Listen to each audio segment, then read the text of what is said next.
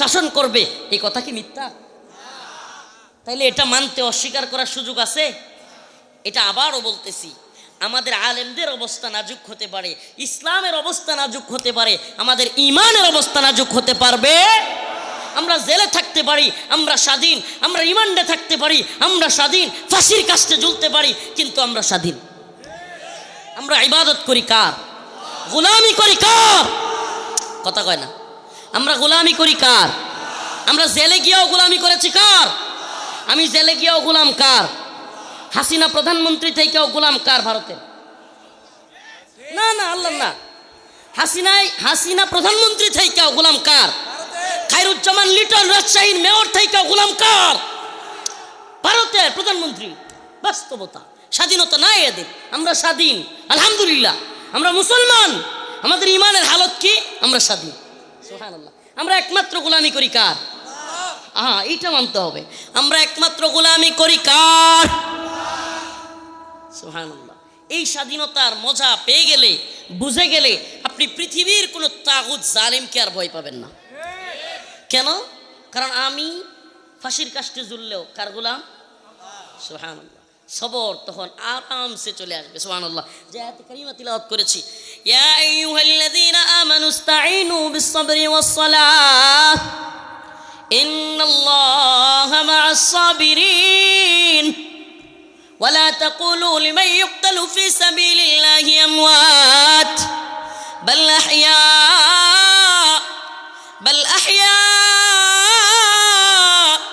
ওয়ালাকিন লা তাশউরুন। আল্লাহ রাব্বুল আলামিন বলেন, ইয়া আইয়ুহাল্লাযীনা আমানু, হে ঈমানদারগণ, ইস্তাঈনু বিস-সাবরি ওয়াস-সালাহ, তোমরা আল্লাহর কাছে চাও। আর চাওয়ার প্রক্রিয়া কি হবে? কিভাবে চাইবা? বিস-সাবরি ওয়াস-সালাহ, তোমরা সবর এবং নামাজের মাধ্যমে চাও। আল্লাহ পাক মুমিনকে চাওয়ার প্রথম মাধ্যম বলেছেন সবর। সুবহানাল্লাহ। আল্লাহর কাছে চাওয়ার প্রথম মাধ্যম আল্লাহ পাক বলতেছেন কোনটা? সবর। ইমামতি চলে গিয়েছে, ইমামতি খাওয়ায় না আল্লাহ খাওয়ায়? কথা কয় না। একটা যাবে, 10টা আসবে, আলহামদুলিল্লাহ। এক রাজশাহীতে যাবে, প্রয়োজনে হক কথা বলার কারণে আল্লাহ পাক আরো বড় জায়গায় ইমামতি দিয়ে দিবে। রাজি আছেন তো ইনশাআল্লাহ? সবর 3 প্রকার। সবর আনিল মাসিয়ত, গুনাহ থেকে সবর করা। গুনাহের ক্ষেত্রে সবর। কোন গুনাহের মন চাচ্ছে, সবরের প্রাথমিক, সাঈদ ইবনে জুবাইর রাদিয়াল্লাহু আনহু বলেন, সবরের প্রাথমিক ক্রিয়া হলো আল্লাহর দানকে স্বীকার করা। কি করা? আল্লাহ পাক আমার আপনার প্রতি কত বড় ইহসান করেছেন, কত দয়া করেছেন। প্রাথমিকভাবে সবর প্রথম হলো আল্লাহর দানকে স্বীকার করা এবং এই বিশ্বাস রাখা যে আমার যে কোনো বিপদের জন্য, সুবহানাল্লাহি ওয়া বিহামদিহি, আমার যে কোনো সবরের জন্য আল্লাহ পাকের কাছে প্রতিদান আছে। কি আছে? যে কোনো সবরের জন্য, কষ্টের জন্য কি আছে? প্রতিদান আছে। সুবহানাল্লাহ। আছে না নাই? আল্লাহ রাসূল সাল্লাল্লাহু আলাইহি সাল্লাম বলেন, মুমিনের 2টা জিনিস দেখে আমি বড় অবাক হই। আল্লাহ নবী বলতেছেন, আমি বড় অবাক হই। কেন? আল্লাহ রাসূল বলেন, মুমিন কষ্ট পায়, দুঃখ আসে, সবর করে, আল্লাহ পাক তার প্রতিদান বাড়ায় দেয়। সুবহানাল্লাহ। মুমিন সুখে শান্তিতে থাকে, তার খুব আরাম আয়েশের অবস্থান হয়, তে শুকরিয়া আদায় করে, আল্লাহ পাক সেদিকেও তার আরাম বাড়ায় দেয়, প্রতিদান বাড়ায় দেয়। সুবহানাল্লাহ। মুমিনের 2টা জিনিস রাসূল বলেন আমি অবাক হই। মুমিন কোনো কিছু পেলে শুকরিয়া আদায় করে, আল্লাহ পাক তার উজরত বাড়ায় দেন, প্রতিদান বাড়ায় দেন। আবার যখন কোনো কষ্টে পড়ে যায় তখন কি করে? সবর করে, আল্লাহ পাক সেটারও প্রতিদান দেন। সুবহানাল্লাহি ওয়া বিহামদিহি। সবর করব তো আমরা? সবর করব তো? সবর একটা বিরাট জিনিস ভাই। টাকা পয়সা আসছে, এটাও আল্লাহর পক্ষ থেকে পরীক্ষা। দুনিয়াবি নাজ নিয়ামত আসছে, জৌলুস যশ খ্যাতি আসছে, লক্ষ লোক আপনার দিকে তাকায় আছে, এটাও এক পরীক্ষা। এটা বড় পরীক্ষা। লক্ষ লক্ষ লোক আপনার জন্য আসছে, ক্যামেরা আসছে, এগুলোও একটা পরীক্ষা। ঠিক তেমনিভাবে জেলে আছেন, কষ্টের জিন্দিগি, বাবা মা ভাই বোন সবাইকে ছেড়ে, সেটাও একটা পরীক্ষা। পরীক্ষা 2 ধরনের হতে পারে। শান্তি সুখে আছেন, এটা আল্লাহর পক্ষ থেকে নিয়ামতের পরীক্ষা। সেটা পেয়ে আপনি কতটুকু শুকরিয়া আদায় করতেছেন, সেটা পেয়ে দ্বীনের পথে কতটুকু খরচ করতেছেন, এটা এক পরীক্ষা। কষ্টে পড়ে গেছেন, জেলখানার পরীক্ষাটা আমি মনে করি একদিক থেকে একটু সহজ। বলবেন কয় কি? হ্যাঁ, জেলখানার পরীক্ষা কি? একটাই, সবর করো। পড়ে আসছো, সবর করতে থাকো, আল্লাহর কাছে চাইতে থাকো। বাহিরে আসলে পরীক্ষার অভাব নাই, অনেক পরীক্ষা। তাহলে কি জেলখানায় থাকা ভালো? না, জেলখানা আমরা কামনা করি না, কিন্তু আমরা ভয়ও পাই না। তোমরা আমাদেরকে যেখানেই দিবা আলহামদুলিল্লাহ, কারণ আল্লাহ বলছে, আল্লাহ নিজে বলছে, আল্লাহ পাক আমাদের সকল কষ্টের জন্য কি দিবেন? প্রতিদান দিবেন। ইন্নামা ইউয়াফফাস সাবিরুনা আজরাহুম বিগাইরি হিসাব। সুবহানাল্লাহ, সুবহানাল্লাহ, বিগাইরি হিসাব। হিসাব সারা, হিসাব সারা, কোনো হিসাব নাই। এই হিসাব করবেন সাতবক আসমান জমিন অমুক তমুক, একটা দুইটা এইখান থেকে ওইখানে, এইগুলোর দরকার নেই। আল্লাহ বলছেন ইউয়াফফাস সাবিরুন আজরাহুম বিগাইরি হিসাব, গায়রি হিসাব, হিসাব সারা আল্লাহ দিবেন। সুবহানাল্লাহ। হাদিসের মধ্যে আসছে, রাসূলুল্লাহ সাল্লাল্লাহু আলাইহি সাল্লাম বলেন, একদল লোক জান্নাতে যাওয়ার ঘোষণা তখনও হয় নাই, জান্নাতে যাওয়ার ঘোষণা তখনও কি হয় নাই। সবরকারীদেরকে আল্লাহ পাক ডাকতেছেন, কিছু লোক যাওয়া শুরু করবে জান্নাতের দিকে। ফেরেশতা এসে আটকাবে, আপনারা কোথায় যান, আপনারা কোথায় যান, দাঁড়ান, জান্নাতের সুসংবাদ তো এখনো দেওয়া হয় নাই, জান্নাতে ঢুকতে তো এখনো বলা হয় নাই, দাঁড়ান, এখনই কোথায় যাচ্ছেন? তারা বলবে সরো, আমরা হলাম সবরকারী। সুবহানাল্লাহ। আমরা সমস্ত বালা মুসিবতের মধ্যেও আল্লাহর প্রতি সবর করেছিলাম। সবর তিন প্রকার। এই প্রস্রাবে ধরছে নাকি? কয়েকজন উঠতেছেন, ছেড়ে দিব, ছেড়ে দিই? তাহলে উঠা উঠি, এই যে 4-5 জন, এই 10 জন কি করতেছে এরা? ছাত্ররা, এই ছাত্র ভাইয়েরা, সবর কয় প্রকার? 3 প্রকার। সবর আনিল মাসিয়াত, গুনাহের ক্ষেত্রে সবর। ইচ্ছায় অনিচ্ছায় আপনার মন চাচ্ছে না, আপনার মনটা মানতেছে না, মনের বিরুদ্ধে যাচ্ছে একটা কাজ, গুনাহ করতে ইচ্ছে হচ্ছে, তবুও আল্লাহর ভয়ে আপনি সবর করলেন। সুবহানাল্লাহ। আল্লাহর ভয়ে আপনি সবর করলেন, একে বলে সবর আনিল মাসিয়াত, গুনাহ থেকে সবর।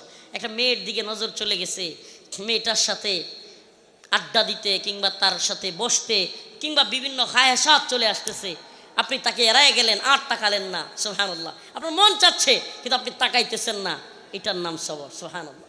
এটার হজরত আল্লাহর কাছে, এটার বদলা আছে। সুবহানাল্লাহ। দ্বিতীয় নাম্বার সবর হলো সবর আনি তাআহ, অনুসরণের সবর, ইতাআতের সবর। আলেমগণ বলতেছেন আসো এই পথে, কল্যাণের পথ, আসো ময়দানে আসো। আপনাকে আলেমগণ ডাক দিয়েছেন ইসলামের জন্য, আল্লাহর জন্য, দ্বীনের জন্য, কল্যাণের জন্য আসো ময়দানে। আপনি আলেমদের কথায় জানেন, আলেমদের ডাকে সাড়া দিলে জেলে যাওয়া লাগতে পারে, আলেমদের ডাকে সাড়া দিলে আপনাকে রিমান্ডে নিতে পারে, আলেমদের ডাকে সাড়া দিলে আপনার উপর বিপদ আসতে পারে, আপনার চাকরি চলে যেতে পারে, কিন্তু আপনি আপনার আলেমদের হুমামায়ে হক্কানির ডাকে আপনি সাড়া দিলেন। এটাকে বলে সবর আনিত তাআত, অনুসরণের সবর। হে আলেমদের ডাকে সাড়া দিবেন তো ইনশাআল্লাহ? এ আলেমগণের ডাকে সাড়া দিবেন?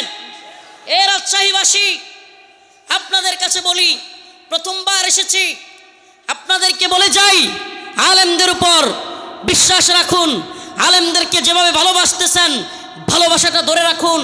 আমরা একমাত্র আল্লাহর গোলাম। ও ভাই, এই বাংলাদেশে কেউ কেউ ভারতের দালালি করে, কেউ কেউ চীনের দালালি করে, কেউ কেউ আমেরিকার দালালি করে, কেউ ইউরোপের দালালি করে। বাংলাদেশের প্রায় দলগুলোই কোনো না কোনো দেশের দালালি করে। কথা ভালোভাবে বুঝবার চেষ্টা করবেন। হে আমার জাতি, হে প্রিয় উম্মাহ, তোমাদের কাছে এই পয়গাম আমাদের। এই বাংলাদেশে রাজনৈতিক দলগুলোর থেকে আমার কোনো আশা নাই, সুস্পষ্ট বললাম, এদের থেকে কোনো আশা করি না। এদের কেউ কেউ ভারতের দালালি করে, কেউ কেউ চীনের দালালি করে, এক এক দলের এক এক দেশের দালালি শুরু করেছে। আমরাও দালালি করি, কিন্তু আমরা একমাত্র আল্লাহর দালালি করি। আমরা কার দালালি করি? এজন্য আমাদের কনসেপ্ট একেবারে ক্লিয়ার, কথা একেবারে ক্লিয়ার।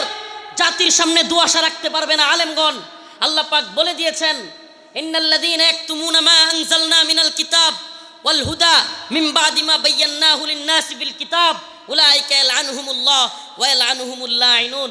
আল্লাহ পাক সুস্পষ্ট বলে দিয়েছেন, আলেমরা যদি কোরআনে যা বলা হয়েছে তা গোপন করে, কিতমান ইলম হয়, তাহলে তাদের জন্য উলাইকা ইয়ালআনুহুমুল্লাহ, আল্লাহর পক্ষ থেকে রয়েছে লানত। আমরা কি লানত প্রাপ্ত আলেমদের দলে থাকতে চাই? কথা কয় না। আমরা কি লানত প্রাপ্ত হব? আল্লাহর পক্ষ থেকে আল্লাহর পক্ষ থেকে সুসংবাদ প্রাপ্ত হব, লানত প্রাপ্ত নয়।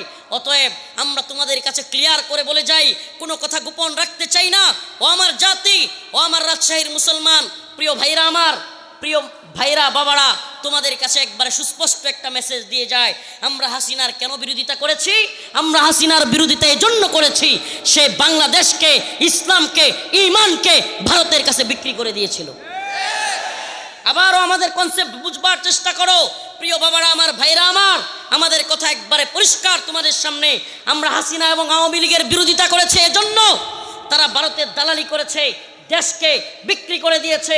তারা এদেশের মুসলিমদেরকে, আলেমদেরকে নির্যাতন করেছে, নিপীড়ন করেছে।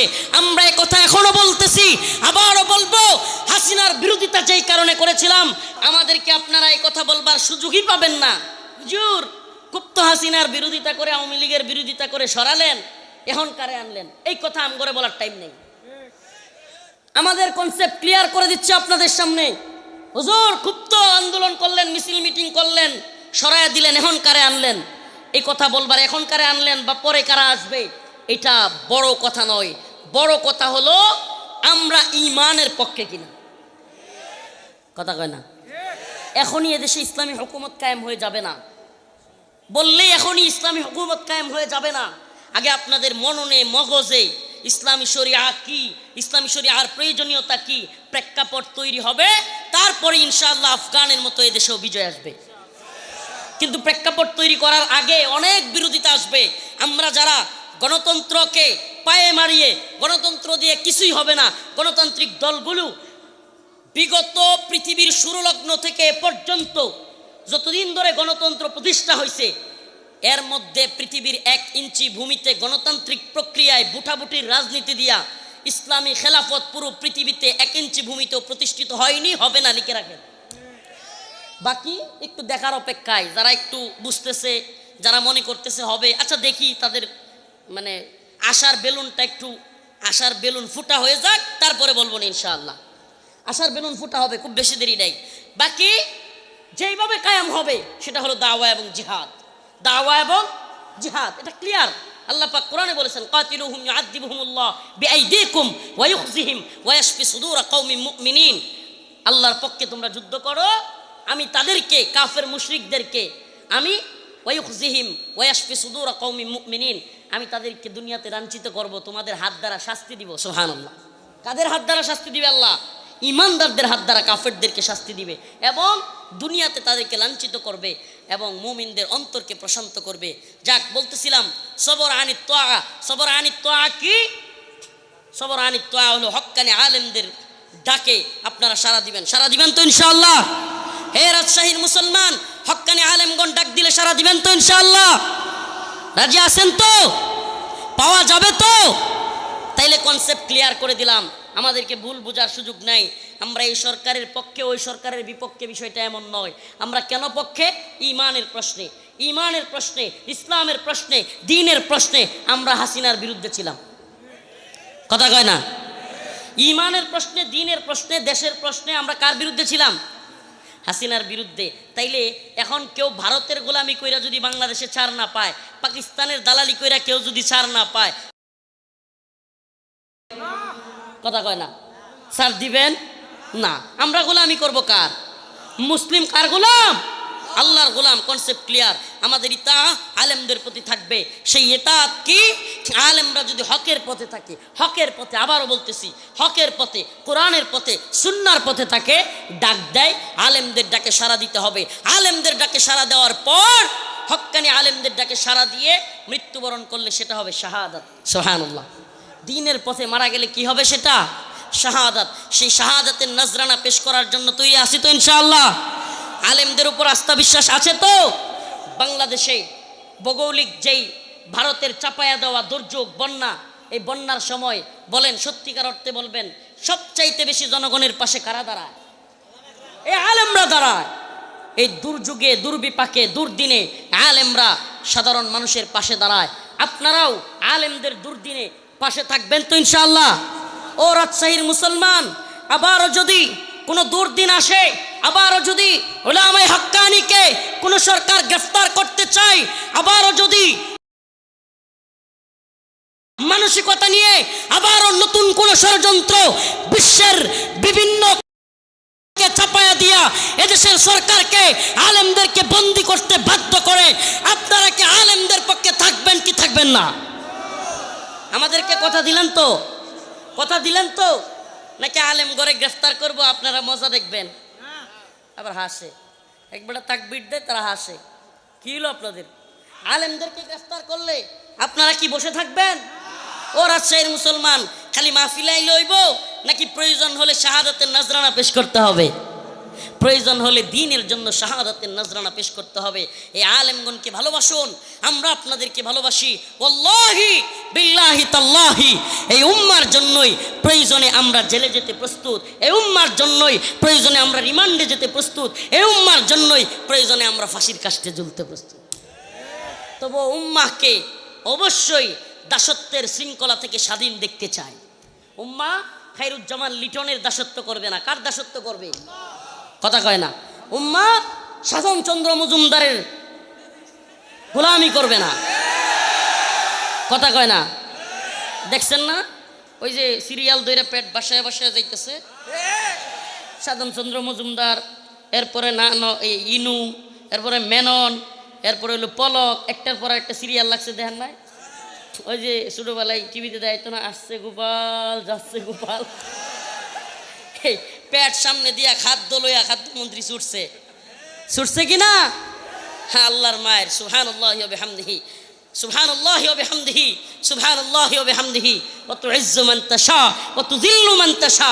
তোমরা আলেমদেরকে লাঞ্ছিত করতে চেয়েছিলে, অপমানিত করতে চেয়েছিলে, উলামায়ে কেরামের দলগুলোকে নিষিদ্ধ করতে চেয়েছিলে, আল্লাহ তাআলা তোদেরকে নিষিদ্ধ করে দিয়েছে। আল্লাহ পাক তোদেরকে শুধু নিষিদ্ধই করে নাই, আল্লাহ রাব্বুল আলামিন তোমাদেরকে এমন লাঞ্ছিত করেছেন যে আলেমদেরকে তোমরা পায়ে বেড়ি লাগিয়েছিলা, হাতে রশি লাগিয়েছিলা, যে আলেমদেরকে তোমরা গরুর মতো টাইনা টাইনা রশি দিয়া নিতা, আজকে তাদেরকে লক্ষ লক্ষ মানুষের ভালোবাসার পাত্র বানায় দিয়েছেন। আর তোমাদেরকে এমন লাঞ্ছিত করেছেন, সুবহানাল্লাহ, মানুষ আদালতে গিয়া পচা ডিম নিয়ে অপেক্ষা করে কখন সাধনচন্দ্র মজুমদার আসবে, কখন মেনন আসবে, কখন ইনু আসবে, আমি ঠিক জায়গা মতো এটম বোমাটা মানে পচা ডিমটা ফোটামু। অপেক্ষা করে কি করে না?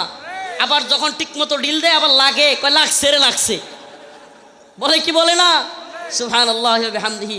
শুধু কি তাই, ওই দিন 2-3 দিন আগে এক ভিডিও দেখলাম, হুজুর এই উপর থেকে পুলিশের উপর দিয়া গিয়া লাভ দিয়া ফ্লাইং কিক মারতেছে। আওয়ামী লীগ নেতাদেরকে লাভ দিয়া গিয়া কি করে? ফ্লাইং কিক মারে। সুবহানাল্লাহি ওয়া বিহামদিহি, সুবহানাল্লাহ। সব খেলা কার? ফালা তাহসাবান্নাল্লাহা গাফিলান আম্মা ইয়ামালুজ জালিমুন। জালেমরা কি আল্লাহরে গাফেল মনে করে নাকি? সুবহানাল্লাহ। জুলুমের ব্যাপারে আল্লাহ কি গাফেল না? সব দেখেন।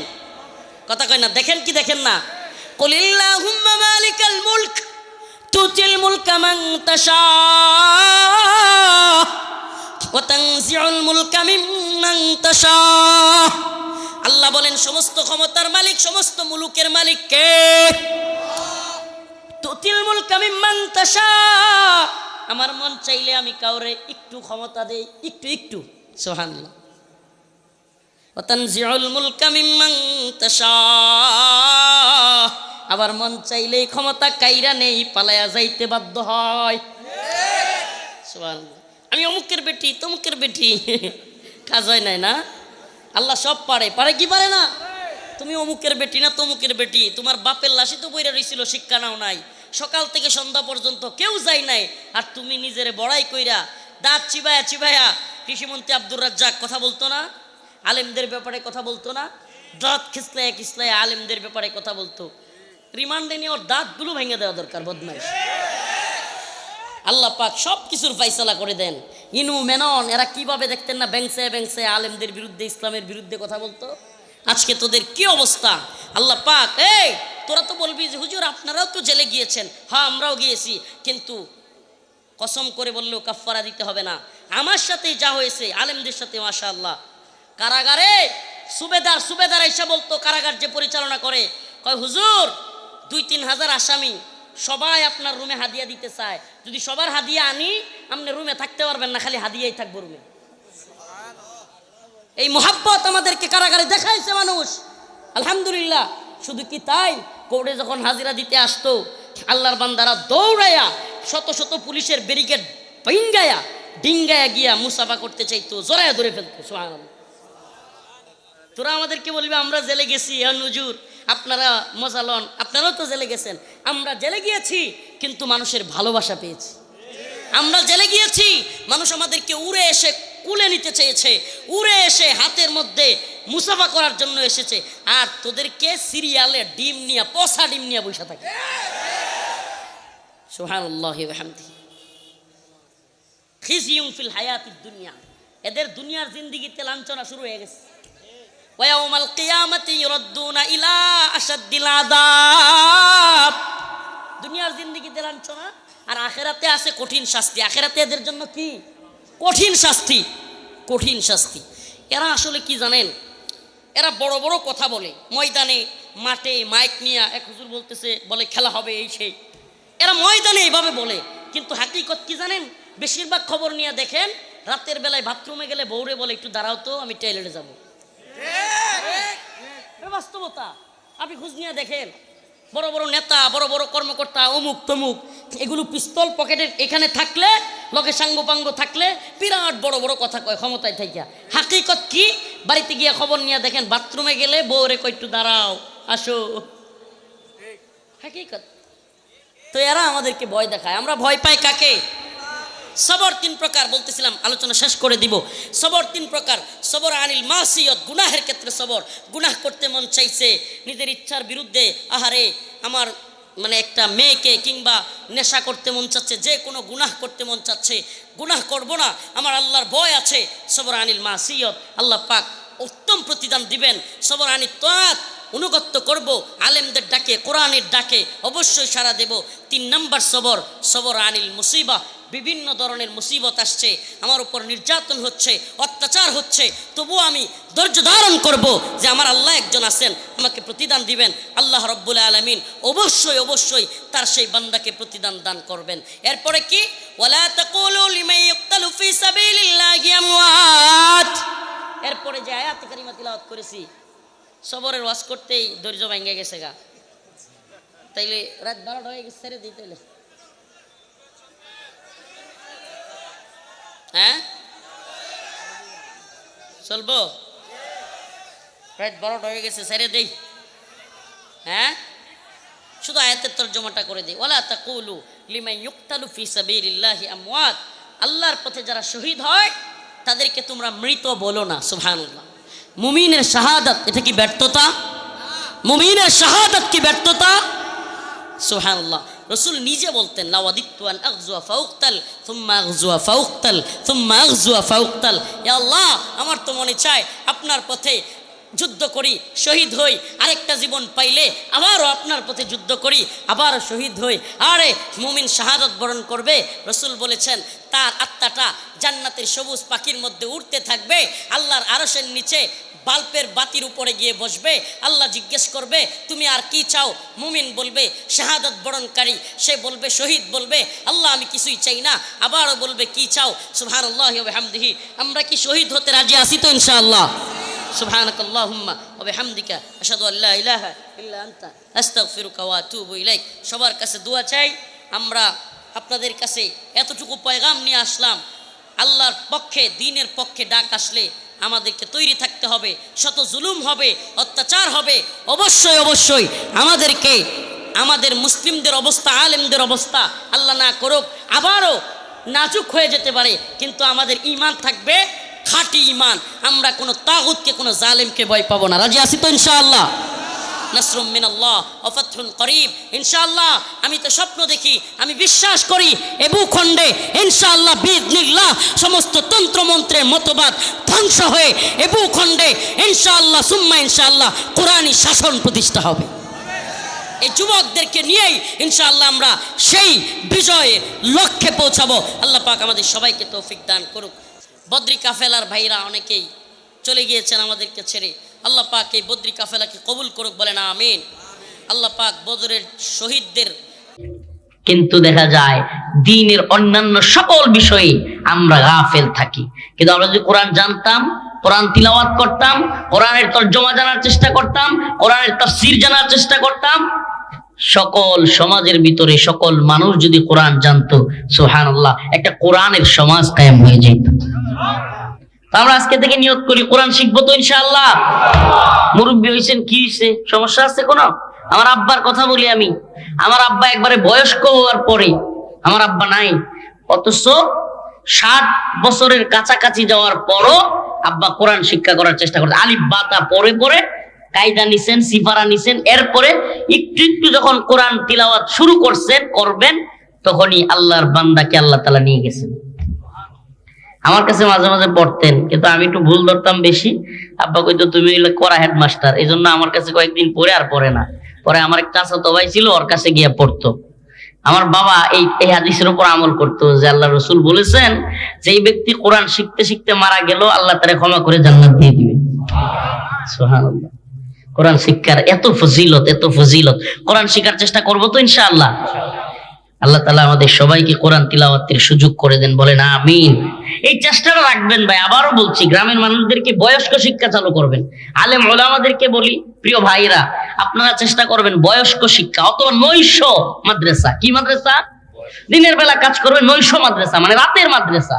রাতের বেলায় 1 ঘন্টা হোক, এশার নামাজ পড়ে বয়স্ক মানুষদের জন্য কোরআন শিক্ষা করা। সুবহানাল্লাহ, আল্লাহ পাক অনেক সহজ করছেন, এটা অনেক সহজ করছেন। কোরআন শিক্ষা করা আহামরি কঠিন কোনো বিষয় না যে হুজুর এত বয়স হয়ে গেছে আমি পারবো, পারবেন আপনি। সুবহানাল্লাহ, অন্তত পক্ষে নামাজ পড়লে যে কয়টা সূরা সহি শুদ্ধভাবে তিলাওয়াত করার প্রয়োজন হয়, সেই সূরাগুলোকে জানা উচিত না? অনেক বড় দলের নেতা, অনেক বড় দলের কি বলে বড় লিডার, দেখা যায় কোরআন সহি করে তিলাওয়াতই করতে পারেন। অনেক কিছু জানলেন আপনি, এই দুনিয়া সব জানলেন আপনি, কি মূল্য আপনার? আপনি কোরআন জানলেন না। এজন্য আল্লাহ বলছেন, কুল হাল ইস্তাবিল্লাযীনা ইয়া'লামুনা ওয়াল্লাযীনা লা ইয়া'লামুন। আল্লাহ রাব্বুল আলামিন বলেন, হাল ইস্তাবিল্লাযীনা ইয়া'লামুনা ওয়াল্লাযীনা লা ইয়া'লামুন। হে নবী, আপনি বলুন, যারা জানে এবং যারা জানে না তারা কি কখনো সমান হতে পারে? সুবহানাল্লাহ, এই জানে আর জানে না মানে আপনি মাস্টার ডিগ্রি পাস করতে পারেন, বিসিএস ক্যাডার হইতে পারেন, আল্লাহর এই আয়াত বলছে আপনি যদি কোরআন না জানেন আপনি কিছুই জানেন না। মনে কষ্ট নিবেন না, অনেক যারা ডিগ্রি দাঁড়িয়ে আছেন কষ্ট নিবেন না, কারণ আপনি কি জানলেন রে ভাই? আপনার রব, আপনি তো মানেন আপনাকে সৃষ্টি করছে একজন, তাহলে আল্লাহ আপনার রব, যিনি সৃষ্টি করলেন, তার কালাম, তার কথাগুলো কি আপনি সেটাই জানলেন না? এর চাইতে বড় কম বখত আর কিছু হইতে পারে? আল্লাহ আমাদেরকে কোরআন পড়ার সুযোগ করে দিক, আল্লাহ কোরআনের তাফসীর বোঝার, তরজমা বোঝার সুযোগ করে দিক। এখন তো বাংলায় সুবহানাল্লাহ অনেক তরজমাতুল কোরআন পাওয়া যায়, সুন্দর সুন্দর তাফসীর পাওয়া যায়। ইচ্ছা করলে এই শুনেন, আমাদের ধর্মটা অন্যান্য ধর্মের মতো না। হিন্দু ধর্ম বলেন বা বিভিন্ন ধর্মে দেখবেন, ধর্মীয় গুরুরা ছাড়া, ঠাকুররা ছাড়া এদের জীবনে কোনোদিন এদের কোনো ধর্মগ্রন্থ নিজেরা হাত নিয়ে দেয় না। চ্যালেঞ্জ করলাম আমি, যান খুঁজবেন, ধর্মগ্রন্থ একদিনও তারা হাতে নেয় না, এমনকি হাতে নিলে তারা বুঝবেও না, এবং তাদেরকে তাদের ঠাকুররা ধর্মগ্রন্থ থেকে দূরেও রাখে। কিন্তু ইসলাম না, ইসলাম এমন ধর্ম না। ইসলাম বরং বলে যে আপনি বোঝার চেষ্টা করেন, আপনি নিজে বুঝেন। হুজুরদের দোয়া নিয়ে, হুজুরদের মুখ থেকে শুইনা ইসলাম পালন করবার দরকার আপনার নাই। কেন? কারণ হুজুরদের মুখ থেকে শুনতে যে হুজুরের মুখ থেকে শুনবেন, এই হুজুর গুমরা হয়ে যেতে পারে। দুনিয়া দারুল মাফতুন, দুনিয়া ফিতনার জায়গা। পকেট এবং পেটের দান্দায় যে কোনো আলেম, যে কোনো মৌলবী চেঞ্জ হয়ে যেতে পারে, কিন্তু কোরআন চেঞ্জ হবে না। ইসলামের দলিল এই জন্য কোরআন সুন্নাহ, কোরআন হাদিস। ইসলামের দলিল কোনো ব্যক্তি না। আগামীকালকে নাটোরের সবচাইতে বড় আলেম, আল্লাহ না করো, গুমরা হয়ে যেতে পারে। নাটোরের সবচাইতে বড় আলেম নিংটি মারা শুরু করতে পারে। এই জন্য নিংটি মারা জায়েজ হয়ে যাবে, শর্ট প্যান্ট পরা জায়েজ হয়ে যাবে, হাঁটুর উপরে কাপড় তোলা জায়েজ হয়ে যাবে। আমি তো একটা কথা প্রায় বলতাম যে বিএনপির নেত্রী কিংবা আওয়ামী লীগের নেত্রী পর্দা করে না, এই জন্য পর্দার বিধান আল্লাহর পক্ষ থেকে রহিত হয়ে যায় নাই। এটা বুঝেন, কষ্ট নিয়েন না। বিএনপি নেত্রী হোক, আওয়ামী লীগের নেত্রী হোক, যে কোনো নেতা নেত্রী হোক, কোরআনের বিধান যেটা, পর্দার বিধান যেটা, এটা কারো জন্য রহিত হয়ে যায়। ওনারা করেন না, এটার যাই জব ওনারা দিবেন আল্লাহর কাছে, কিন্তু এই জন্য এটা বলতে পারবেন না যে কোরআনে পর্দার বিধান রহিত হয়ে গেছে। নাউজুবিল্লাহ। কোন হুজুররা যদি কোন মহিলাদের সাথে আচলে চলে যায়, যে যত বড় নেত্রী হোক, যত কিছু হোক, তাইলেই ওই আলেম, দেশের বড় আলেম চলে যাওয়ার কারণেই কখনোই কোরআনের পর্দার বিধান রহিত হয়ে যাবে। আরো ভালোভাবে বুঝেন, এদেশের কোন তথাকথিত ইসলামিক বড় দলের নেতা, বড় দলের লিডার মহিলাদেরকে নিয়ে টকশো করলেই, হাসাহাসি করলেই, গল্প গুজব করলেই পর্দার বিধান রহিত হয়ে যাবে। ভালোভাবে বুঝবার চেষ্টা করো। ইসলাম ইসলাম ইসলাম, জাস্ট আমি মানি না সেটা ভিন্ন বিষয়, আল্লাহর কাছে ক্ষমা চাইবো, কিন্তু ইসলামকে ইনিয়ে বিনিয়ে সহজ করার কোন সুরত নেই। আল্লাহ রাসূল সাল্লাল্লাহু আলাইহি ওয়াসাল্লামের জামানায় যেমন ছিল, এখনো আছে, কিয়ামত অবধি এমনই থাকবে। কোরআনের একটা শব্দ পুরো পৃথিবীর যে কোনো জায়গায় যাবেন, বাংলাদেশের কোরআন নেবেন, ভারত, আমেরিকা, রাশিয়া, চীন, জাপান, ইংল্যান্ড, যে কোনো জায়গায়, Bosnia, Chechnya, Mali, Somalia, Yemen, Afghan, Uyghur, Kashmir, পৃথিবীর যে কোনো কান্ট্রিতে যায়া কোরআন হাতে নিবেন, কোথাও কোথাও একটা শব্দ, একটা হরফ, একটা আয়াত, একটা সূরা তো দূরের কথা, একটা আয়াত, একটা শব্দ, একটা হরফও ব্যতিক্রম পাবেন না। সুবহানাল্লাহ ওয়া বিহামদিহি। এটা কোরআনের মুজিজা, এটা এমন এক মুজিজা যে আল্লাহ পাক বলেন, ইন্না নাহনু নাযালনা যিকরা ওয়া ইন্না লাহু লাহাফিযুন।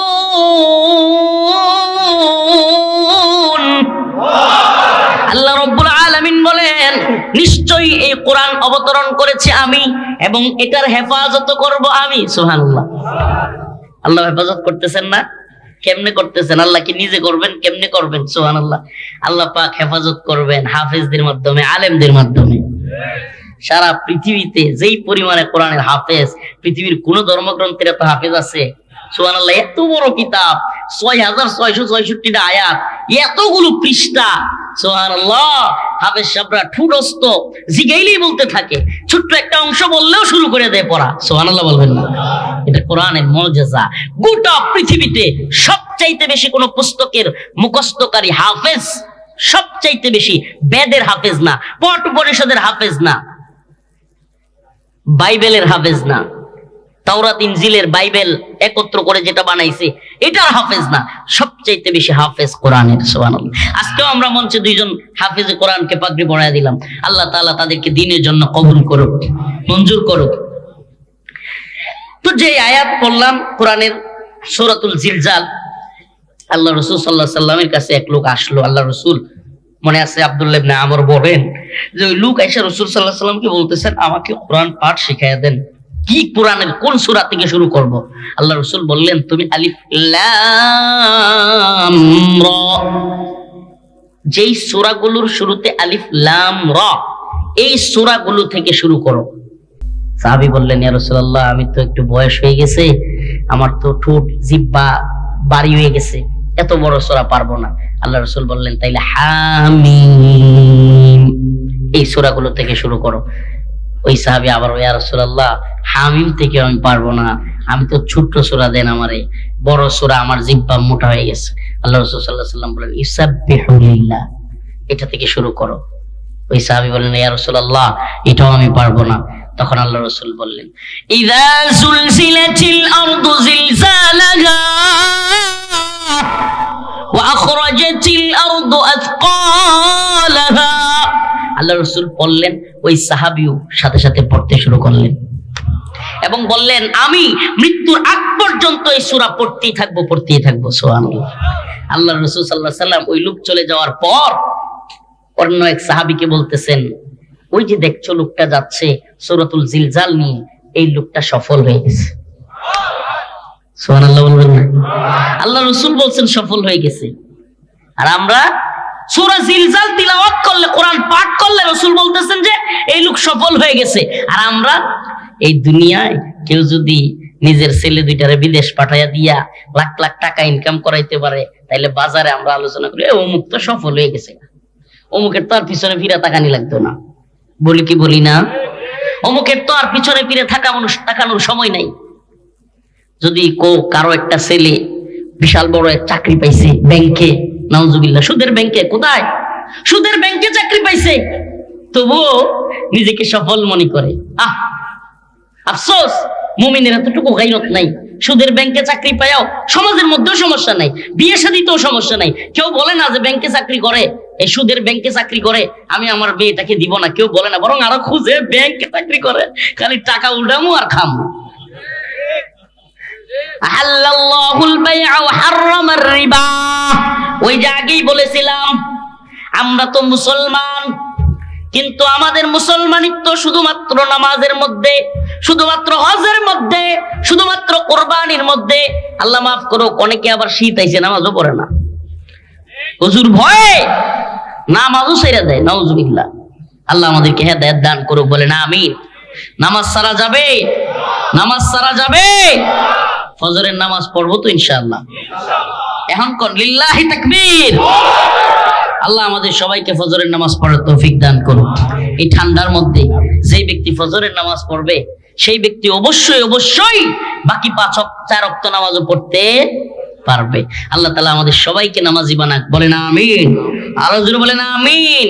প্রিয় ভাইরা আমার, বন্ধুগণ আমার, ইসলাম শুধুমাত্র কেবলমাত্র ওই 5 কি বলে নামাজ, রোজা কিংবা কুরবানি পর্যন্ত সীমাবদ্ধ না। ইসলামে আল্লাহ যেই বিধান দিয়েছেন, আল্লাহ বলছেন আহাল্লাল্লাহুল বাই'a ওয়া হাররামার রিবা। আমি ক্রয় বিক্রয়কে হালাল করেছি, সুদকে করেছি হারাম। সুদ কি হারাম। ডক্টর মোহাম্মদ ইউনূস সুদ খাইলে হালাল, আওয়ামী লীগের নেত্রী সুদ খাইলে হালাল, বিএনপির নেত্রী সুদ খাইলে হালাল, জাতীয় পার্টি সুদের লাইসেন্স দিলে হালাল। সুবহানাল্লাহ। সুদ হারাম করেছেন কে? আল্লাহ। যা হারাম করেছেন, পৃথিবীর কারো শক্তি আছে সুদকে হালাল করবে? এই বাংলাদেশে যত সরকার আসছে, আওয়ামী লীগ সরকার, বিএনপি সরকার, বিএনপি জামাত জোট সরকার, জাতীয় পার্টি সরকার, যত সরকার আছে, সব সময় সুদের ব্যাংকগুলোর লাইসেন্স আছে না নাই? সোনালী ব্যাংক, রূপালী ব্যাংক, অগ্রণী ব্যাংক, অমুক ব্যাংক, তমুক ব্যাংক। তাইলে আমরা যে ইসলামের কথা বলি, মদিনা সনদের কথা বলি, রাষ্ট্র চালাবে মদিনা সনদের কথা বলি, মদিনার রাষ্ট্রে কি সুদ হালাল ছিল না হারাম? তাইলে এটা কেমন রাষ্ট্র? নাকি শুধু বুলির মধ্যে, বলার মধ্যেই? দেখবেন যে সব নেতারা খালি নির্বাচন আসার আগেই একেবারে ইসলামিক রাষ্ট্র কায়েম করে ফেলতেছে, ঠিকই ঠিক না? আরে ভাই, আপনি ইসলামী রাষ্ট্র কিভাবে কায়েম করবেন? আপনি ইসলামী রাষ্ট্রের রূপরেখাই তো জানেন না, মদিনা রাষ্ট্রের রূপরেখাই তো আপনি জানেন না। মদিনা রাষ্ট্রে আল্লাহ রাসূল সাল্লাল্লাহু আলাইহি সাল্লাম পর্দার বিধান নাজিল হওয়ার পরে পর্দার খেলাফ করেছেন। সুদের বিধান নাজিল হওয়ার পরে সুদ কি রাসূলুল্লাহ সাল্লাল্লাহু আলাইহি সাল্লাম পালন করেছেন? সুদের ব্যাংক কিংবা সুদের লেনদেন এগুলো চালু রেখেছিলেন? আল্লাহ রাসূল সাল্লাল্লাহু আলাইহি সাল্লাম জিনা ব্যভিচারের যতগুলো পতিতালয় আছে, এই পতিতালয়গুলো খোলা রেখেছিলেন? মদিনা সনদের নাম না নিয়া আগে পারলে সুস্পষ্ট এই জাতিকে বলেন যে আমরা যদি ক্ষমতায় আসি, সুদের সমস্ত ব্যাংক বন্ধ, সুদি লেনদেন বন্ধ। আমরা যদি ক্ষমতায় আসি, সুস্পষ্ট কথা, পতিতালয়গুলো, জিনা ব্যভিচারের পতিতালয় বন্ধ। আমরা যদি ক্ষমতায় আসি, মদের বার বন্ধ। বাপের বেটা হইলে এটা বলেন, তাইলে বুঝবো আমরা ইসলাম চান। আমরা যদি ক্ষমতায় আসি, পেট উদাম করে, পিঠ উদাম করে, নিজের যৌনাঙ্গ দেখায়া, নিজের শরীর দেখায়া মা বোনদেরকে আমরা চলতে দিব না, এইটা বলেন, তাইলে না বোঝা যাবে ইসলাম। ইনায়া বিনায়া এগুলো বলে লাভ নাই রে ভাই, মানুষ বুঝে, এগুলা বলে লাভ নাই। ইসলামের মৌলিক কনসেপ্ট গুলো থেকে আজকে আমরা এত দূরে সরে যাচ্ছি, এত দূরে সরে যাচ্ছি। আবার বলি ইসলাম কায়েম করব, আবার বলি কোরআন কায়েম করব। আর কোরআন আল্লাহ সুস্পষ্ট বলছেন, ইন্নামাল খামর ওয়াল মাইসির ওয়াল আনসাব রিজসুম মিন আমালিশ শাইতান। মদ, জুয়া এগুলা হলো শয়তানের কাজ। কার কাজ? এগুলা মুমিনের জন্য হারাম। আমার বাংলাদেশে মদের লাইসেন্স দেওয়া বার আছে না নাই? বলেন আছে না নাই? তাইলে আপনি এইভাবে বলবেন, ইনিয়া বিনিয়া ঘুরে পেঁচায় বলার দরকার নেই। সুস্পষ্ট যে আমরা যদি ক্ষমতায় আসি, মদের একটা বারও বাংলাদেশে থাকবে না। লাইসেন্স আর আনা লাইসেন্স, কোন ধরনের মদ খাওয়া বাংলাদেশে চলবে? ফেন্সিডিল খাওয়া চলবে? হিরোইন খাওয়া চলবে? ইয়াবা খাওয়া চলবে? সুস্পষ্ট বলেন, এই জাতি একটা ভালো মেসেজ পাবে যে হ্যাঁ, এই লোকগুলো আসলে অন্তত পক্ষে ইসলামিক শাসন চলবে এবং ইসলামের বাহিরের জিনিসগুলো করা যাবে। শুনেন, ইসলামিক সরকার গঠন আর ইসলামের নামে ওয়াজ করা দুইটা ভিন্ন বিষয়। সরকার গঠন করার পরে আপনার অধীনস্থ লোকদেরকে অবশ্যই আপনাকে বাধ্য করতে হবে। নামাজ না পড়লে অবশ্যই অবশ্যই আপনার অধীনস্থ রাষ্ট্রে নামাজ না পড়ার শাস্তির বিধান করতে হবে, কারণ এটাই রাসূলুল্লাহ সাল্লাল্লাহু আলাইহি সাল্লামের বিধান।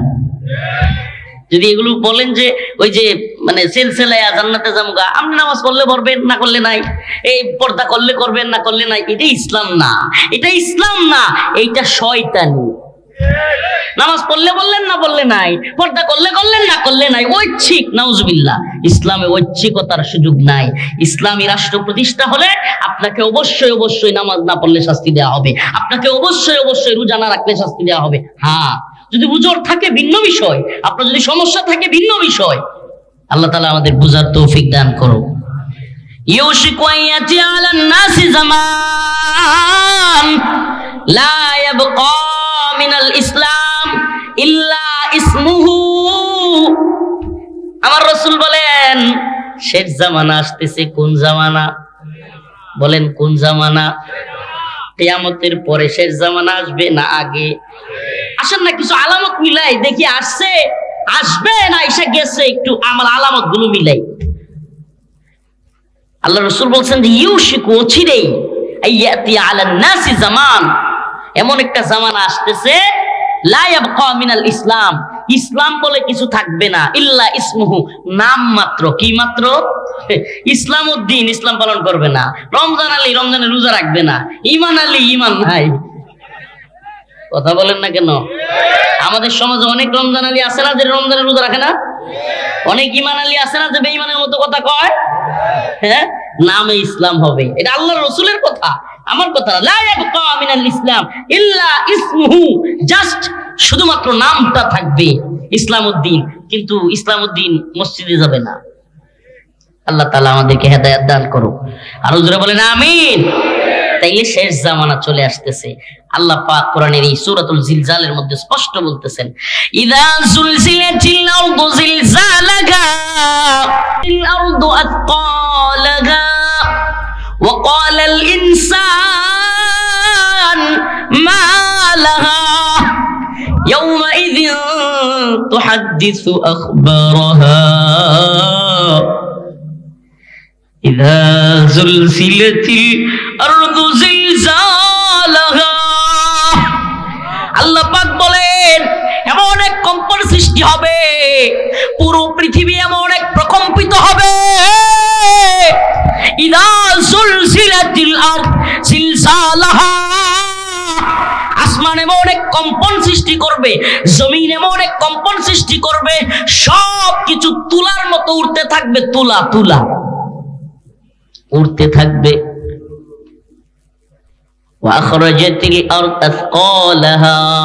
জমিন তার সব কিছু ছেড়ে দিবে, সোনা গহনা টাকা পয়সা সব উড়তে থাকবে, উড়তে থাকবে, স্বর্ণ উড়তে থাকবে।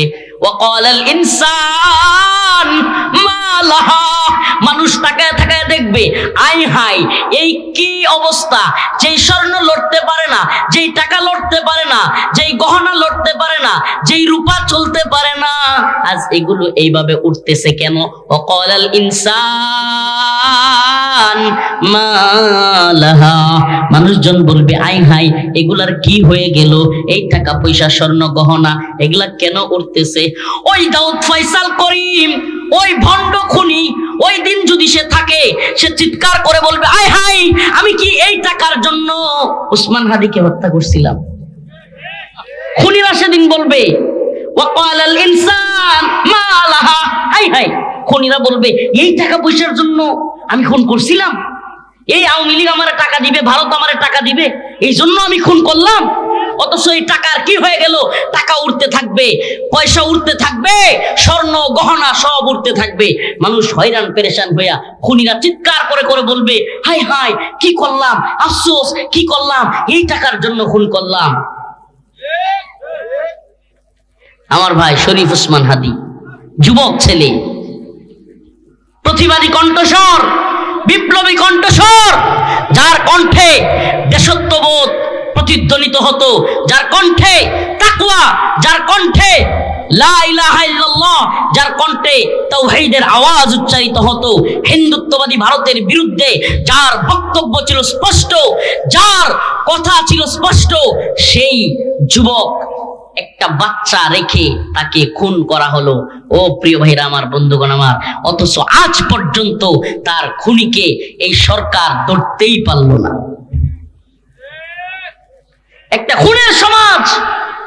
2 দিন আগে আরেক নেতা মুসাব্বির নামের, তাকেও হত্যা করা হলো।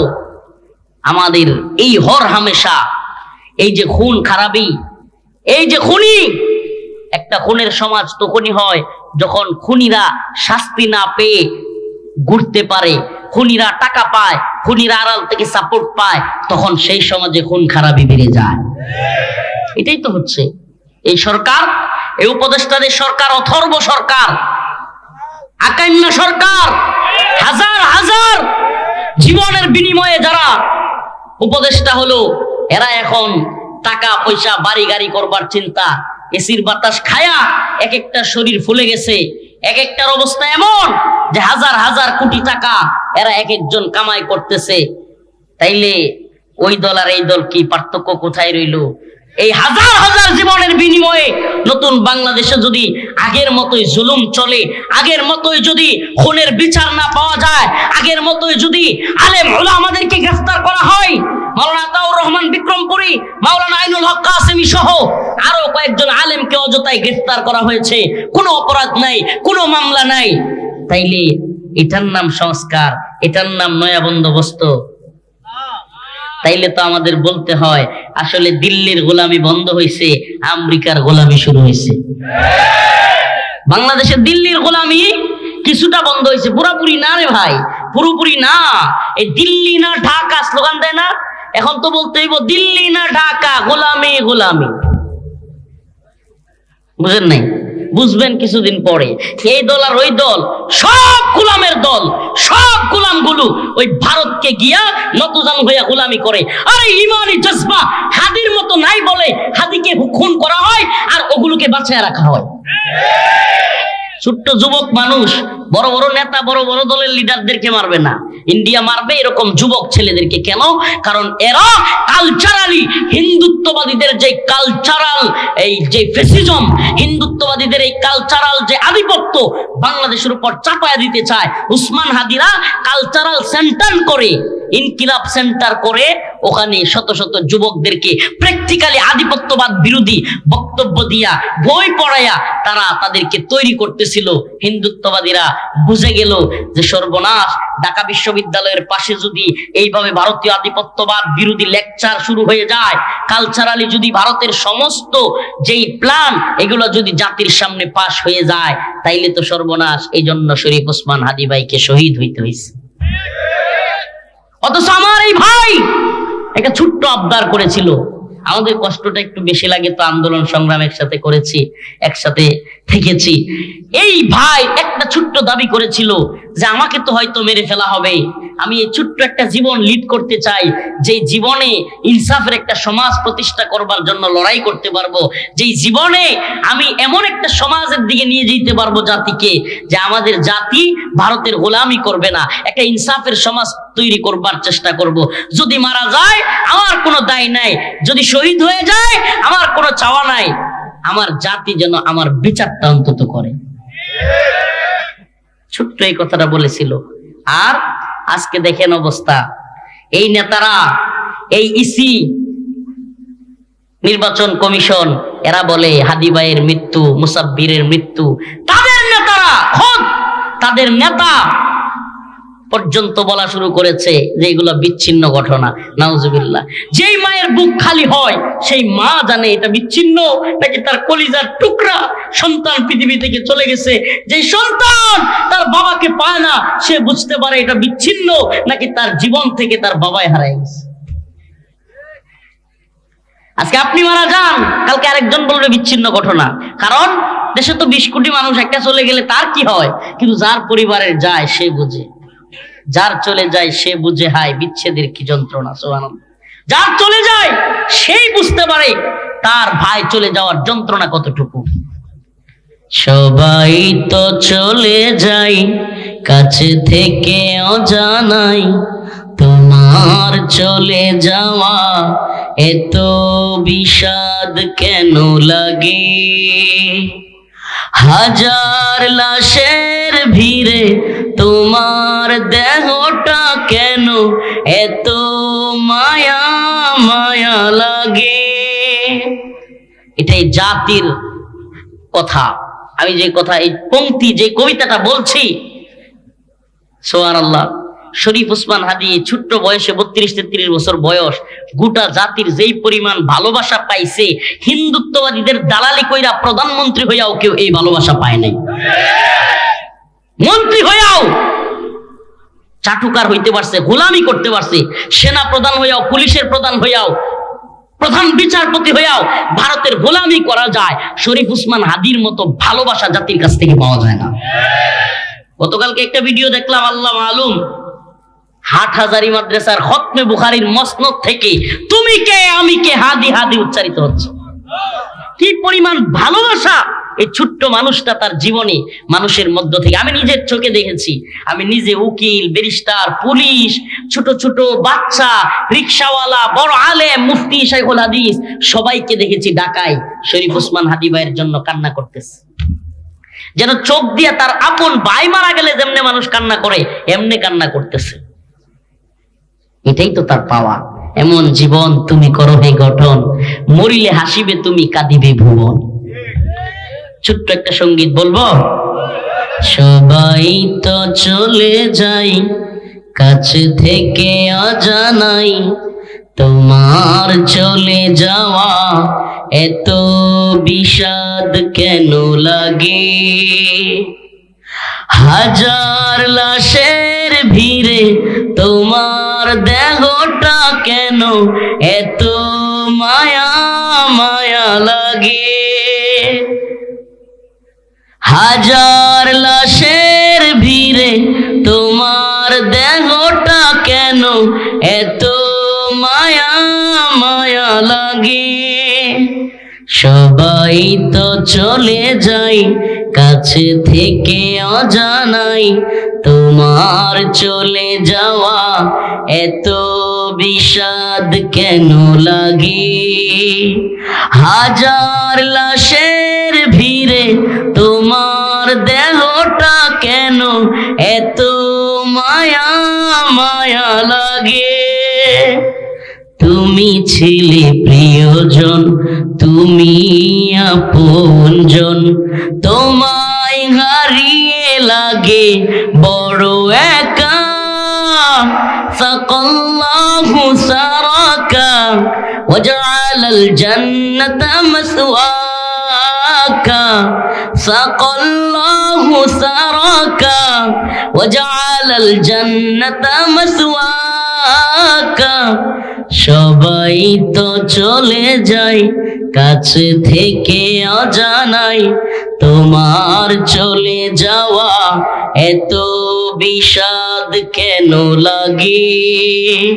হাজার লাশের ভিড়ে তোমার দেহটা কেন এত মায়া মায়া লাগে? আমরা এই সরকারকে সুস্পষ্ট বলতে চাই, আমাদের ভাই শরীফ ওসমান হাদির হত্যার খুনের বিচার যদি বাংলার জমিনে না হয়, হাসিনার পরিস্থিতি যেমন হয়েছে, এই বৃদ্ধ বয়সে তথাকথিত নোবেল বিজয়ী ডক্টর মোহাম্মদ ইউনূসকে বলি, তোমার পরিণতিও, তোমার জিল্লতি লাঞ্ছনাও বাংলার মানুষ দেখাবে, তোমাকেও পালায়ে যাওয়ার রাস্তা দেওয়া হবে না।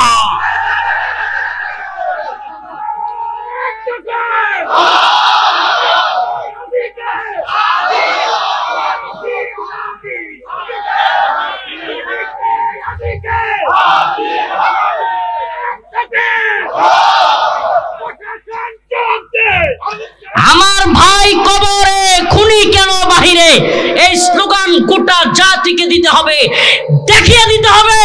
ডক্টর মোহাম্মদ ইউনূস নির্বাচন দিয়ে আমেরিকার গোলামি করে, আমেরিকার এজেন্ডা বাংলাদেশে বাস্তবায়ন করে, আবার আমেরিকার কুলে গিয়া বসবার সুযোগ তোমাকে দেওয়া হবে না। একেবারে মেসেজ ক্লিয়ার, বাংলাদেশে হাদি হত্যার বিচার করে তারপরে বাংলাদেশ থেকে তোমাকে যেতে হবে। অন্যথায় এই বৃদ্ধ বয়সে নোবেল টোবেল বুঝি না, তোমাকে লাঞ্ছিত হয়ে দেশ থেকে যেতে হবে। অতএব আমাদের ভাইয়ের বিচার করতে আমি বলবো আমার ভাই কবরে, আপনারা বলবেন খুনি কেন বাহিরে, পারবেন তো ইনশাআল্লাহ? হ্যাঁ, মিডিয়ার লোকেরা তুলবেন, সব ভিডিও তুলেন, আমার ভাই কবরে, আমার ভাই কবরে, হাদি ভাইয়ের রক্ত বৃথা যেতে দেব না, হাদি ভাইয়ের রক্ত, আমার ভাই কবরে। বিচার চান তো আপনারা? না হলে আগামীকাল আপনার সন্তান এভাবে বুলেটের আঘাতে মারা যাবে। রফিকুল ইসলাম মাদানীকে পছন্দ করেন, তাকে হত্যা করা হবে, বাংলার জমিনে কোনো বিচার হবে না। এরা যে কাউকে হত্যা করে যদি পার পেয়ে যায়, একটা খুনের সমাজ, একটা খুনের রাষ্ট্র তৈরি হবে। আমরা কি খুনের রাষ্ট্র চাই? আমরা কি খুনের রাষ্ট্র চাই? খুন খারাপি দেদারসে হোক এমন রাষ্ট্র চাই? বিচারহীনতার রাষ্ট্র চাই? উদাসীনতার রাষ্ট্র চাই? অথচ এদেরকে দেখলে মনে হয় একটা জীবন্ত টকবগে যুবক তার সন্তানকে রেখে এভাবে চলে গেছে, অথচ এদেরকে দেখলে মনে হয়, এই উপদেষ্টাদেরকে দেখলে মনে হয় উদাসীন, এদের জন্য কিছুই হয় নাই। সিসি নির্বাচন কমিশনার সে বলতেছে এটা নাকি বিচ্ছিন্ন ঘটনা। আমি বলছিলাম এটারে গুলি করলেও বিচ্ছিন্ন ঘটনা বলে চালাইয়া দেওয়া যাবে। আমরা সুস্পষ্ট কথা বলতে পছন্দ করি, আমাদেরকে শহীদ করা হবে এই চিন্তা আমরা করি না। বুলেটের সামনে, কামানের সামনেও আমরা আল্লাহু আকবার বলতে শিখেছি। আমাদের স্লোগান নারায়ে তাকবীর। আসুক না যত বাধা, যত ঝড় সাইক্লোন, রাসূলের পথে মোরা চলবই, এ জীবন বাজি রেখে দিনের নিশান মোরা বাংলার আকাশে উড়াবই। আসুক না যত বাধা, যত ঝড় সাইক্লোন, কোরআনের পথে মোরা চলবই, এ জীবন বাজি রেখে দিনের নিশান মোরা বাংলার আকাশে উড়াবই। মোরা কামানের মুখোমুখি দাঁড়িয়ে আল্লাহু আকবার বলবই। আসুক না যত বাধা, যত ঝড় সাইক্লোন, ইমানের পথে মোরা চলবই। রাজি আছেন তো ইনশাআল্লাহ? রাজি আছেন তো ইনশাআল্লাহ? আমরা বুলেট বোমার ভয় করি না, হামলা মামলার ভয় করি না, জানি পৃথিবীতে আসছে একদিন, মারা যাব একদিন। আল্লাহুম্মা রযুকনা শাহাদাতান ফি সাবিলিক। আল্লাহর দ্বীনের পথে অটল অবিচল থেকে হিন্দুত্ববাদীদের বিরোধিতা করে, আমেরিকার বিরোধিতা করে, গোটা পৃথিবীর তাগুতি শক্তির বিরোধিতা করে, গোটা পৃথিবীর জালেমদের কাফেরদের বিরোধিতা করে শাহাদাতের মৃত্যু আমরা কামনা করি। শহীদের কাফেলায় শরীক হইতে চান তো? শহীদের মিছিলে নাম লিখাতে চলো মুসলিম ভাই, শহীদের মিছিলে নাম লিখাতে চলো মুসলিম ভাই। মরণের স্বাদ পাবে তুমি, এসো না নাম লিখায়, শহীদের মিছিলে নাম লিখাতে চলো মুসলিম ভাই। এই তো সে কাফেলা বীরের জাতি, আবরার ফাহাদ, আবু সাঈদ, মীর মুগ্ধ, উসমান হাদিদের কাফেলা বীরের জাতি। এরা কিসের জাতি? এই তো সে কাফেলা বীরের জাতি, আজও থামেনি যার চলার গতি। চলার গতি থাইমা যায় নাই। হিন্দুত্ববাদীরা এক উসমান হাদিরে মাইরা চলার গতি থামাই দিতে পারছে? আরো শত শত উসমান হাদির মতো জীবন আমরা দিতে প্রস্তুত। তবুও ভারতের গোলামি বাংলার জমিনে চলবে। এই গোলামি না আজাদি? কয় না রে, না গোলামি? যারা কয় না এরা কি গোলামি চায়? গোলামি চান? আপনাদের বড় দলের বড় নেতা যদি আমেরিকার গোলামি করে, আপনারা গোলামি করবেন? বড় দলের বড় পীর, বড় শায়েখ, বড় আল্লামা, বড় আমির যদি ভারতের গোলামি করে, পাকিস্তানের গোলামি করে, চীনের গোলামি করে, রাশিয়ার গোলামি করে, তুরস্কের গোলামি করে, আপনারাও কি এদের গোলামি করবেন নাকি আল্লাহর গোলামি করবেন? ইনিল হুকমু ইল্লা লিল্লাহ, আমারা আল্লাহ তা'বুদু ইল্লা ইয়া। আমরা আল্লাহর গোলাম, হুকুমও মানব কার? এই জমিন কার? হুকুম চলবে কার? ইবাদত হবে কার? এই জয় গান গায়া যদি মারা যেতে পারি, আশা করতে পারি আল্লাহ গুনাহগুলি মাফ করে জান্নাত দিবে। আশা করতে পারি আর আল্লাহর জয়গান বাদ দিয়া অমুক দল আর তমুক দল, তমুক নেতা পর্দা করে না, পর্দার বিধান মানে না, ইসলামের বিধান মানে না, নামাজ পড়ে না, রোজা রাখে না, অমুক নেতা আর অমুক দলের লিডারগিরির চিল্লাচিল্লি করলে কোনো ফায়দা হবে না, কোনো ফায়দা হবে না। দুনিয়ায় একটু চা বিস্কিট, দুনিয়ায় কিছু টাকা পয়সা কিংবা একটু আড্ডু সুযোগ সুবিধা পাইতে পারেন, কিন্তু এই দুনিয়া কিছুই না। ইযা যুলজিলাতিল আরদ জিলজালাহা ওয়া আখরাজাতিল আরদ আথকালাহা। খুনি বলবে আয় হায়, এই জন্য নি খুন করছিলাম, টাকা পয়সা দিয়ে উঠতেছে, সোনা গহনা জি উঠতেছে, রূপা উঠতেছে, সমস্ত কিছু উঠতে থাকবে। আর মানুষজন সকলে তাকায় থাকায় বলবে ওয়াকালাল ইনসান মা লাহা, আমি কি এই জন্যই খুন করেছিলাম। আত্মীয়তার সম্পর্ক ছিন্নকারী আছে না কিছু, বোনের সম্পদ দেয় না, মেয়েদের সম্পদ দেয় না, এরকম কিছু হতবাকা কিছু বদমাইশ লোক আছে না সমাজে। নারীর অধিকার নিয়ে চিল্লায় দেশের নারীবাদীরা, আর ওইদিকে আল্লাহ পাক মেয়েদের যে অধিকার দিছে আমাদের সমাজে ওই অধিকারটাই দেওয়া হয় না। আমি জানি না আপনাদের নাটুরে আছে কিনা, আমাদের নেত্রকোণে আছে, মেয়েদের যে সম্পত্তি দেওয়ার কথা ওটা দিতে চায় না।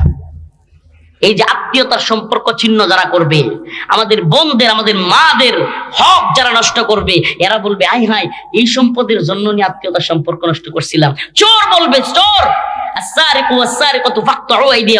চোর বলবে হাই হাই এইটা পয়সা চুরি করবার লেগে আমার হাত কাটছিল। সুবহানাল্লাহ, সকলে বলবে ওয়াকালাল ইনসান মা লাহা ইয়াউমাইযিন। সবচাইতে ভয়ঙ্কর যে আয়াত, ভয়ঙ্কর কেন বলছি, ইয়াউমাইযিন তুহাদ্দিসু আখবারাহা।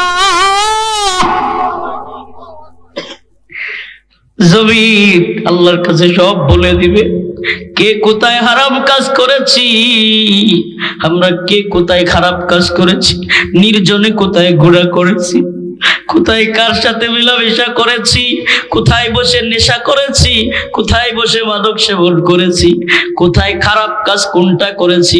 জমিন ওই দিন সবার সামনে বলতে থাকে। কল্পনা করা যায় সকল মানুষের সামনে, আরে হাজার হাজার মানুষের সামনে তুমি নেতা, বড় সম্মানী, কিন্তু যেদিন আল্লাহ তার জমিনের জবান খুলে দিবেন, ইয়াউমাইযিন তুহাদ্দিসু আখবারাহা। জমিন কোন জায়গায় গিয়া, কোন হোটেলে গিয়া, কোন পার্কে গিয়া, কোন গাছের তলে, কোথায় গিয়া কোন অপরাধ আমি আপনি করেছি, ওই গাছের নিচের জমিন বলা শুরু করবে। কি উপায় হবে আমার আপনার বলেন না? একবার চিন্তা করেন, অন্তর থেকে কান্দেন, আল্লাহর প্রতি একবার মুতাওয়াজ্জিহ হন, চোখগুলো বন্ধ করে চিন্তা করেন। আয় হায়, হাজার হাজার মানুষের সামনে জমিন বলতে থাকবে, এই শাহাবুদ্দিনের ছেলে রফিকুল ইসলাম ওই জায়গায় তো ওই অপরাধ করছে। কল্পনা করেন একবার হাজার হাজার মানুষের সামনে, এই লাইট যেমন সত্য, এই মাইক চলতেছে যেমন সত্য, এই মঞ্চে মানুষ বসে আছে যেমন সত্য, আমার আলোচনা শুনতেছেন যেমন সত্য, তার চাইতেও হাজার গুণ বেশি সত্য আমার রবের কোরআন। ইয়াউমাইযিন তুহাদ্দিসু আখবারাহা। জমিন বলে দিবে অমুক নেতা অমুক বাড়িতে গিয়া ওইটা করছে, অমুক নেতা অমুক মেয়ের সাথে ওইটা করছে, অমুক হুজুর অমুক জায়গায় যাইয়া এটা করছে। সব মানুষের সামনে যখন বলা শুরু করবে, চিন্তা করেন এই মাহফিলে যদি আপনার গুনাহগুলি এখন এই মাইক দিয়া বলা হয়, এই মানুষদের সামনে, আপনার বাচ্চার সামনে, আপনার ভাইয়ের সামনে, আপনার বোনের সামনে, আপনার চেহারাটা দেখাইতে পারবেন? বলেন দেখাইতে পারবেন? আসেন না তওবা করি, আসেন না আল্লাহর দিকে ফিরে যাই। ফাফিরু ফাফিরু ফাফিরু ইলাল্লাহ, ফাফিরু ইলাল্লাহ, ফাফিরু ইলাল্লাহ। আমার আল্লাহ ডাক দিছেন, আয় আয় বান্দা আমার দিকে ফিরে আয়, যত গুনাহ করে ফেলেন আমার আল্লাহ ডাকতেছেন। আরে ও দুনিয়ার মানুষ, একজন একজন করে আল্লাহর সামনে গিয়ে দাঁড়াইতে হবে। একজন কোন দলের নেতা কর্মী নিয়া মনোনয়ন জমা দেওয়ার মতো হাজার হাজার মদ খান, তবু আমার ভাইয়ের চরিত্র ফুলের মতো পবিত্র হওয়ার মতো মিথ্যাবাদী দল নিয়ে যাইতে পারবেন না।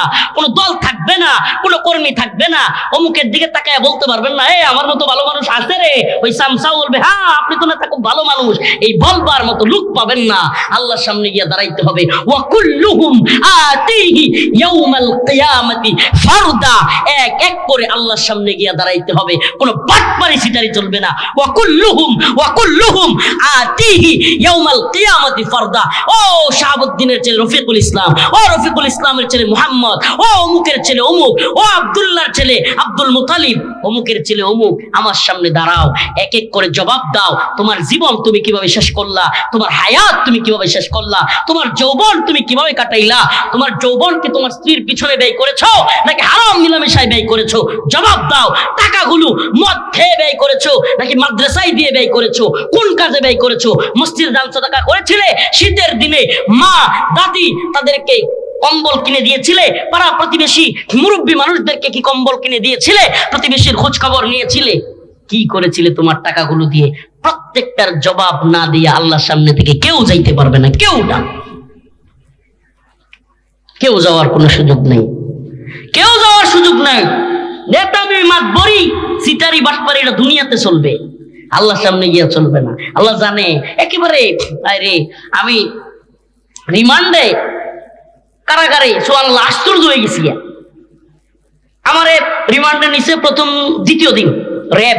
হঠাৎ করে আমার সামনে এরকম একটা কাগজ আনছে, দেখলাম যে লম্বা লিস্ট, অনেকগুলো নাম্বার লেখা। আমি কই কি দেখি, পরে দেখাইতেছে যে আমি বিগত 1 মাস কার সাথে কথা বলছি, কোন নাম্বারে কথা বলছি, সম্পূর্ণ ডিটেলস। আমি আশ্চর্য হয়ে গেলাম, সুবহানাল্লাহ দুনিয়া কি অবস্থা, আমলনামা হাতে দিয়ে দিছে। আরে কি আশ্চর্য, 1 মাস আমার ফোন দিয়ে কি ছবি তোলা হয়েছে, কার সাথে কথা বলছি, রেকর্ড কি কথা বলছি, সব এই দুনিয়ার এই ছোট্ট ছোট্ট প্রযুক্তি দিয়া, দুনিয়ার মাথা দিয়া, দুনিয়ার গিলু দিয়া, দুনিয়ার মানুষের মেমোরি দিয়ে যদি এটা সম্ভব হয় যে আমি কোন কোন রাজনীতিবিদের সাথে কথা বলছি, কোন কোন আলেমের সাথে কথা বলছি, এইগুলা যদি তাদের কাছে জমা থাকে, তাহলে আল্লাহর কাছে সুবহানাল্লাহ, আল্লাহর ক্যামেরা তো আনলিমিটেড ফিট করা, আল্লাহর তো সুবহানাল্লাহ পুরো পৃথিবীটাই ক্যামেরা। আল্লাহ যদি সামনে হাজির করে দেয়, এই যে দেখো তুমি এই এই করেছো, ওই দিন কি আর বলার সুযোগ আছে? না না আমি এটা করি নাই, আমি এটা করি নাই, আল্লাহ আমি যাও তা সাফা সুফা উপরে ফেলবে একবারে, থাকবে না। ওই দিন কি বলার সুযোগ আছে এটা করি নাই? হ্যাঁ, অনেক মানুষ দেখবেন চুরি হাতে নাতে ধরা খাওয়ার পরেও করবে না না আমি এটা করি নাই। এটা বলার সুযোগ আছে? নাই, কোনো সুযোগ নাই। আল্লাহর কাছে আমাদেরকে দাঁড়াইতে হবে, আল্লাহর কাছে দাঁড়াইতে হবে। দুনিয়া আমরা হতাশ হয়ে যাই, খালি হতাশ হয়ে যায়, রে এটা করছি আমার কি আল্লাহ মাফ করবো, এটা করছি আমার টাকা পয়সা নাই, এই নাই সেই নাই, ভালো বাড়ি নাই গাড়ি নাই কিছু নাই, হ্যাঁ আমি কি নামাজ পড়বো, নাউজুবিল্লাহ। আল্লাহ বলেন না, লা তাহজান ইন্নাল্লাহা মা'ানা, হতাশ হয়ো না, আল্লাহ আমাদের সাথে আছেন। ইয়া ইবাদিয়াল্লাযীনা আসরাফু আলা আনফুসিহিম লা তাকনাতু মির রাহমাতিল্লাহ, আল্লাহ পাকের ভরসা থেকে নৈরাশ হয়ো না। এই আয়াতের আলোকে মুহাদ্দিসিনে কেরাম বলেন মুমিনের জন্য হতাশ হওয়া কবিরা গুনাহ। মুমিনের জন্য হতাশ হওয়া কি? মুমিন হতাশ হতে পারে না, কারণ সে তো আল্লাহকে বিশ্বাস করে। আল্লাহ বলছেন লা তাহজান, টেনশন নেই, পেরেশানি নেই। আল্লাহ বলছেন লা তাকনাতু মির রাহমাতিল্লাহ, আমার রহমত থেকে তুমি নিরাশ হইও না। তাহলে আল্লাহর আদেশ অমান্য করা কবিরা গুনাহ না? আল্লাহ বলছেন নিরাশ হওয়া যাবে।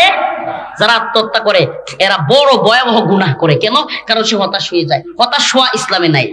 এই ফার্স্টেশন, এই এই কি বলে ডিপ্রেশন, ইসলামের সুযোগ নাই। মুসলমান কিসের ডিপ্রেশন হবে? আল্লাহর সিজদা দিবে, একটু কোরআন তিলাওয়াত করবে, সমস্ত ডিপ্রেশন হাওয়া। সুবহানাল্লাহ। একটু কোরআন তিলাওয়াত করবে, আমার তো আল্লাহ মাফ করুক আমি তো গুনাহগার, কিন্তু যখনই কারাগারে একটু বেচাইন লাগতো, আনমনা লাগতো, কেমন যেন একটু খারাপ লাগতো, সাথে সাথে একটু কোরআন তিলাওয়াত করলেই মনটা ভালো হয়ে যেত। পরীক্ষিত ভাবে বলছে আল্লাহ মাফ করুক আমি গুনাহগার, কিন্তু আমি পাইছি এটা ভাই। কিছুক্ষণ কোরআন তিলাওয়াত করতাম, দেখতাম মন হালকা হয়ে গেছে। সুবহানাল্লাহ। মনের মধ্যে সাহস পাইতাম, জুলুম হইতে থাক না।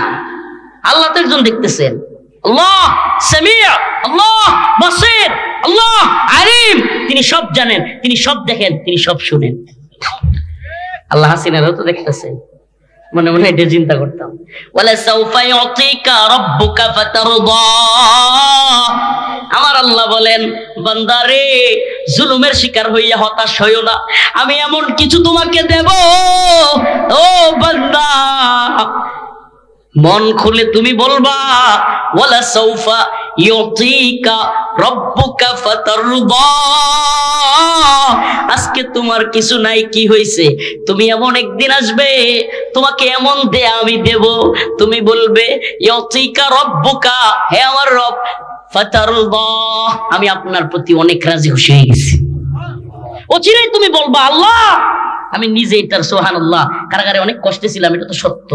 মা বাবা ভাই বোন আত্মীয় স্বজন সবাইকে ছাইরা বছরের পর বছর ছোট্ট একটা রুমের ভিতরে দিনের পর দিন মাসের পর মাস বছরের পর বছর থাকা, এর চেয়ে কষ্টের তো আর কিছু নাই। ইচ্ছা মতো যাইতে পারি না, ইচ্ছা মতো খাইতে পারি না, হ্যাঁ এটা তো বিরাট কষ্টের। কিন্তু সুবহানাল্লাহ ওই আয়াতটা বেশি বেশি পড়তাম, সূরাতুদ দুহা, ওয়ালা সাউফা ইউতিকা রাব্বুকা ফাতারদা, এই তাফসীরটা পড়তাম, মনটা ফ্রেশ হয়ে যাইতো। সুবহানাল্লাহি ওয়া বিহামদিহি, আল্লাহকে সাক্ষী রেখে বলছি, যত দোয়া করছি কারাগারে বৈশা বৈশা, আল্লাহ আমার একটাও অপূর্ণ রাখেন। আলহামদুলিল্লাহ। ওয়ালা সাউফা ইউতিকা রাব্বুকা ফাতারদা, আই রব আমি আপনার প্রতি রাজি খুশি, আল্লাহ আপনি আমারে ক্ষমা করে দেন। অতএব আমরাও যদি আল্লাহর কাছে খালেস নিয়তে চাইতে পারি, অন্তর থেকে যদি চাইতে পারি, আমরা কেউ হতাশ হব? আল্লাহ কাউরে ফিরিয়ে দেয় না। এই দুনিয়ার যে যেটা চায় আল্লাহ তারে তাই সেই তাই দেয়, আখিরাতেও যা চায় আল্লাহ তারে তাই দেয়। সুবহানাল্লাহ। এই দুনিয়ায় কারো কাছে চাইলে একদিন দুই দিন তিন দিনের মাথায় রাগ করে, করে কি করে না বলে যা পড়াইস, বলে কি বলে না। অথচ আমার রব যতবার চাইবেন আরো খুশি হন। আরে এই দুনিয়ায় কারো কাছে চাইলে লাঞ্ছিত হওয়া লাগে, একাধিক দিন দুই তিন দিন চাইলে ছোট হওয়া লাগে, আর আল্লাহর কাছে যত চাইবেন আপনার মর্যাদা সম্মান খালি বাড়বে। তাইলে চাইবো কার কাছে? বলেন চাইবো কার কাছে? আরে আমাদের তো একজন মালিক আছে। কি আছে? আমাদের একজন মালিক আছে। এমন মালিক, এই দুনিয়ার মালিকেরা একবার ভুল করলে, ব্যবসা প্রতিষ্ঠানে চাকরি করেন, কলকারখানায় চাকরি করেন, গার্মেন্টস ওয়েটারে চাকরি করেন, অফিস আদালতে চাকরি করেন, ব্যাংক বা বিভিন্ন যে কোনো প্রতিষ্ঠানে চাকরি করলে প্রশাসনে কথা বলে কি বলে না, দ্বিতীয় দিন না গেলে কালাগালি, হুমকি, চতুর্থ দিন বের করে দেয়। ঠিক কি ঠিক না? কি কোনো